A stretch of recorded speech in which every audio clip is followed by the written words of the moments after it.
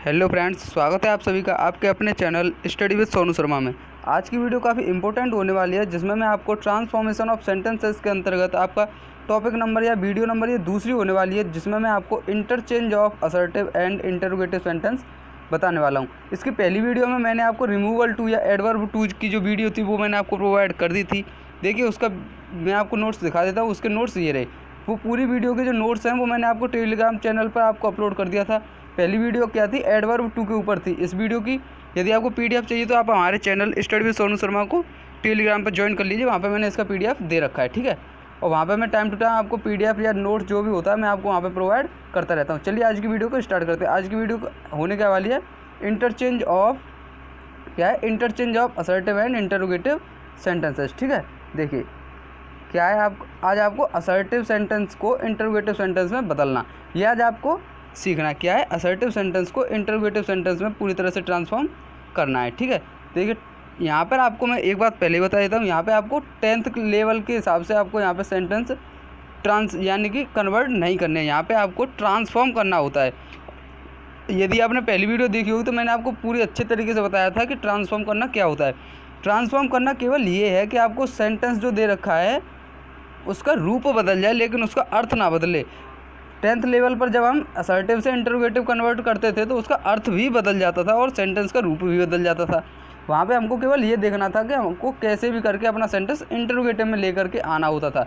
लेकिन यहाँ पे हमें ऐसा नहीं करना है। यहाँ पे हमें केवल सेंटेंस ट्रांसफॉर्म करना होता है, यानी कि सेंटेंस आपका अफर्मेटिव से इंटरोगेटिव में आ जाए और उसका अर्थ भी ना बदले, ठीक है। आपको ये करना होता है, ठीक है। चलिए देखिए आज आपको इसका असर्टिव सेंटेंस से इंटरोगेटिव में कैसे कन्वर्ट करेंगे उसका रूल नंबर मैं आपको पहले बताता हूँ। 4 या 5 रूल होने वाले हैं इस वीडियो में, ठीक है।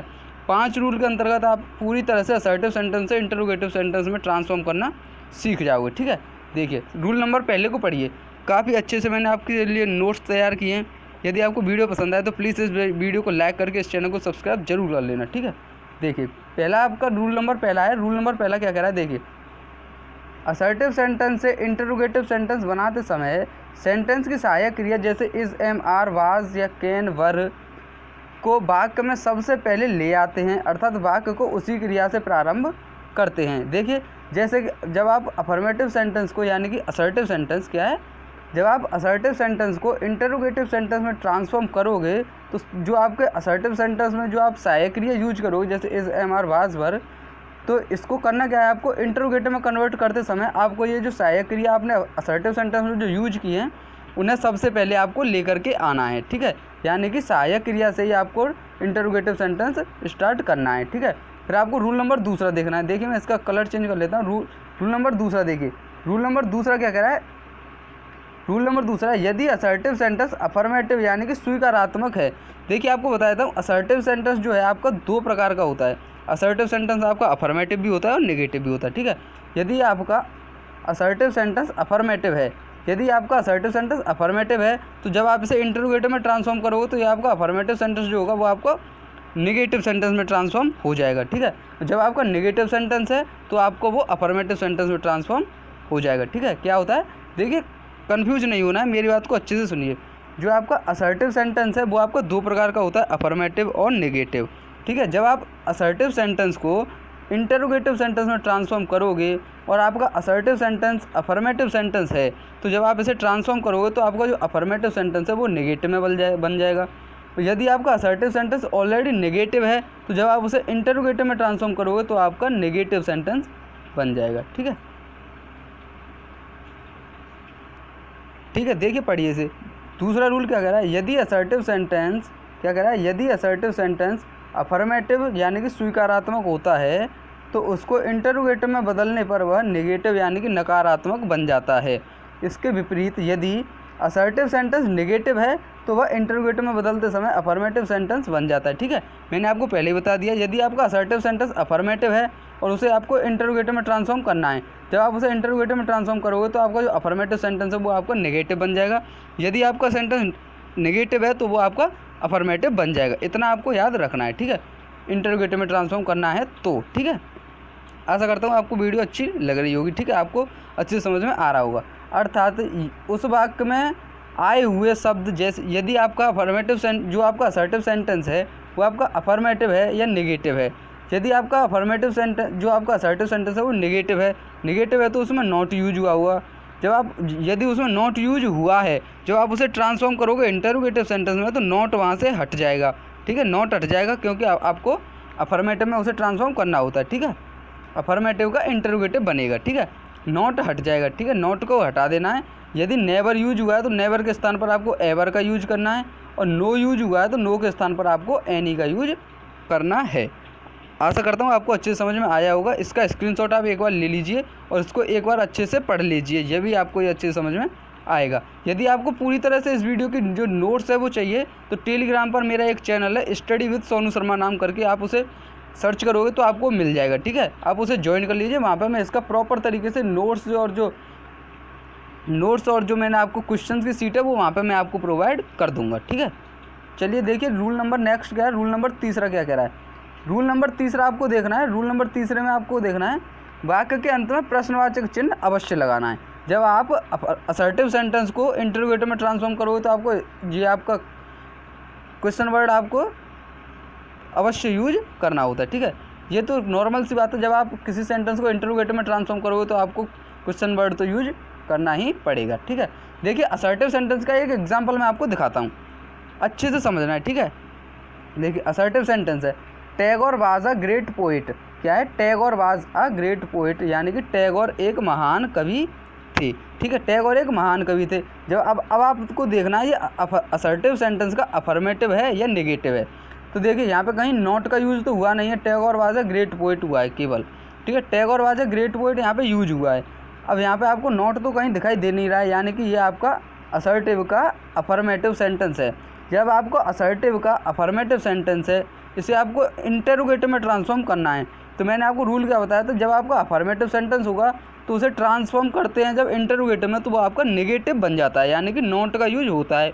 और नॉट आया है तो नॉट को हटा देना है। नेवर आया है तो नेवर के स्थान पर आपको एवर का यूज करना है, और नो आया है तो नो के स्थान पर आपको एनी का यूज करना है। ठीक है, ये आपने रूल अच्छे तरीके से पढ़ लिए होंगे। ठीक है, अच्छा जी, अब देखिए मैंने आपको रूल में बताया था जैसे कि सहायक क्रिया, अगर जो भी सहायक क्रिया यूज हुई हो उसी से आपको सेंटेंस को स्टार्ट करना है।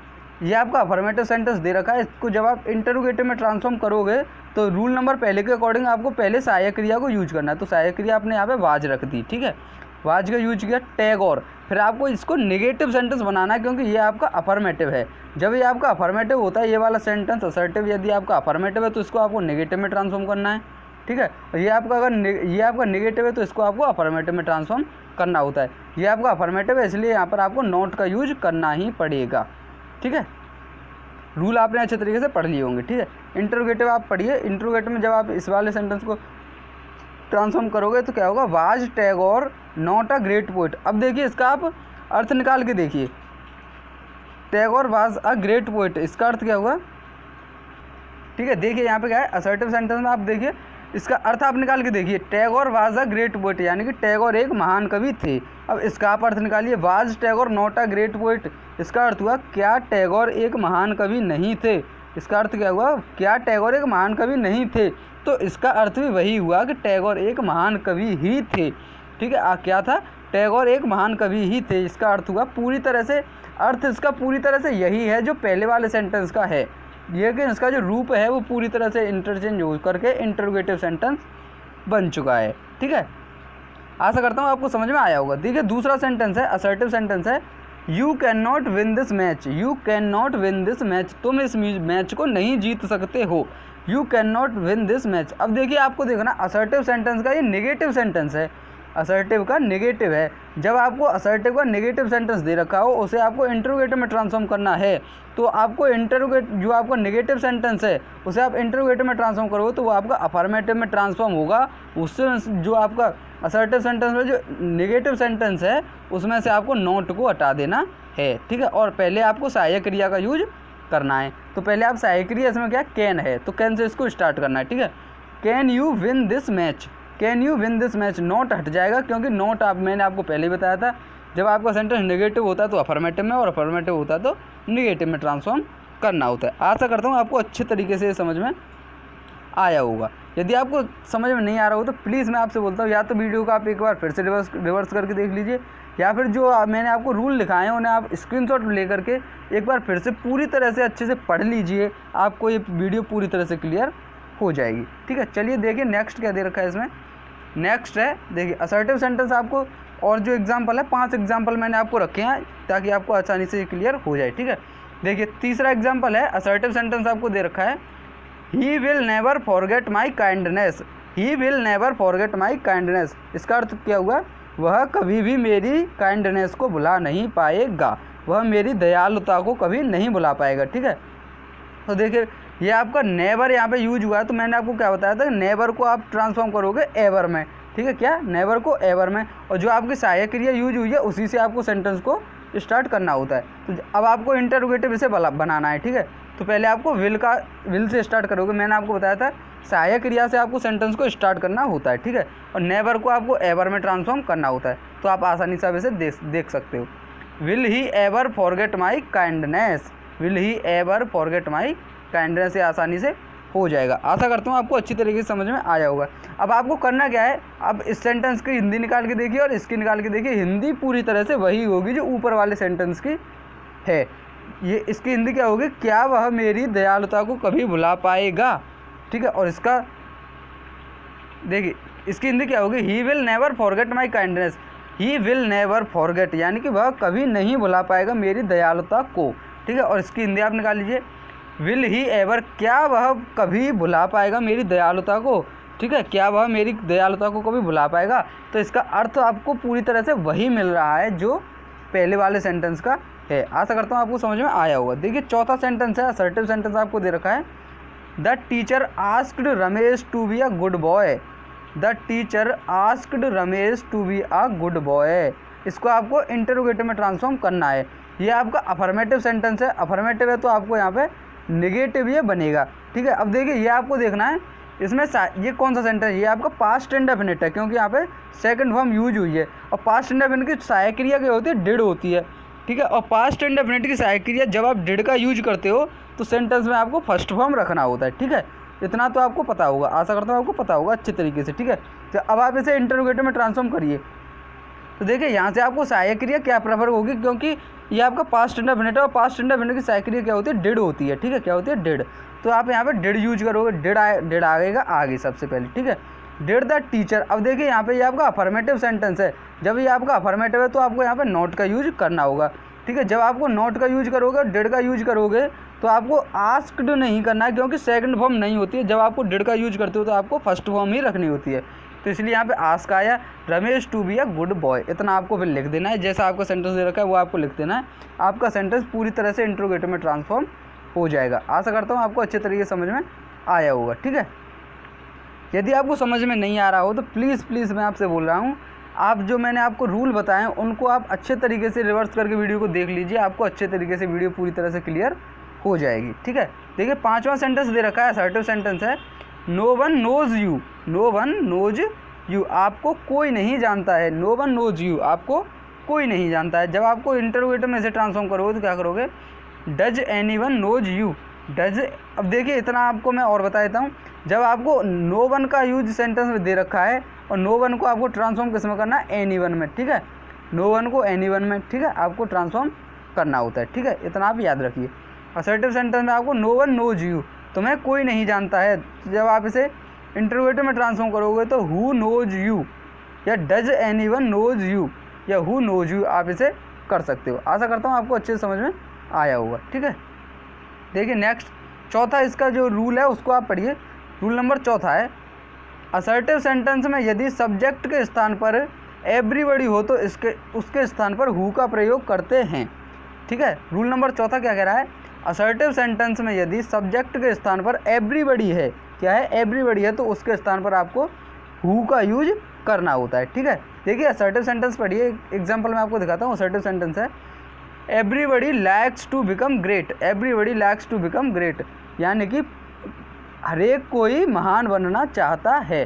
हरेक कोई महान बनना चाहता है। तो रूल मैंने क्या बताया, एवरीबॉडी के स्थान पर आपको हु का यूज करना होता है। ठीक है, तो जब इसे इंटरोगेटिव में ट्रांसफॉर्म करोगे तो एवरीबॉडी के स्थान पर आपको हु का यूज कर दोगे। ठीक है, हु, अब जैसे आप हु का यूज करोगे तो आपको जो हेल्पिंग वर्ब है वो आपको यूज़ करनी होगी, ठीक है। यहाँ पे आपको एस लगा है इसलिए एस लगा हुआ है, यानी कि ये आपका प्रेजेंट इंडेफिनिट है, इसलिए आपको यहाँ पे सहायक क्रिया डज का यूज करना है, ठीक है। और ये आपको देखना है ये आपका अफर्मेटिव सेंटेंस है, इसलिए यहाँ पे आपको नॉट का यूज करना पड़ेगा, ठीक है। जब आपको हु डज नॉट, तो अब यहाँ पे लैक्स तो होगा नहीं, क्योंकि जब आपको डज सहायक क्रिया को यूज होता है तो आपको एस या एस नहीं लगाना होता है, ठीक है। इसलिए who does not like to become great, ठीक है। आशा करता हूँ आपको समझ में आया होगा। और देखिए आप इसे ऐसे भी ट्रांसफॉर्म कर सकते हो, does everybody not like to become great, ठीक है। इसे आप इस प्रकार से भी ट्रांसफॉर्म कर सकते हो, ठीक है। देखिए नेक्स्ट क्या है, देखिए 5वां जो रूल है उसे आप पढ़िए। 5वां रूल काफ़ी इंपॉर्टेंट रूल है ये।